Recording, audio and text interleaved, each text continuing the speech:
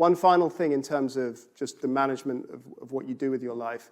You're running 3 very big companies. You have very big stakes and ownership control of 2 of those at least, both in terms of who runs the companies, but as importantly, who votes those shares in terms of what happens longer term and strategically. What have you got a plan for all of those? I mean, there are particular individuals identified as that I've told the board, look, if something happens to me unexpectedly, this is my recommendation for taking over. So in all cases, the board is aware of who my recommendation is, which they may choose to. It's up to them, of course. They may choose to go a different direction, but there is in the worst case scenario, this is who should run the company. The control question is a much tougher question.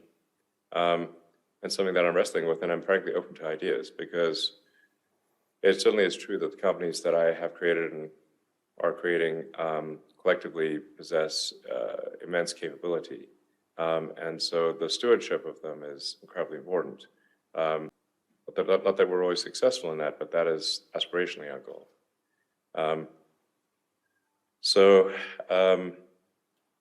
I have one idea which is sort of partly in place, which is to create kind of a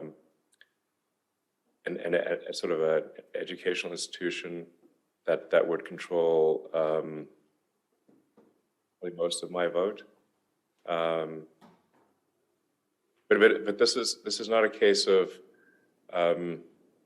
automatically. I'm definitely not of the school of automatically giving my kids some share of the companies, even if they have no interest or inclination, or ability to manage the companies. I think that's a mistake.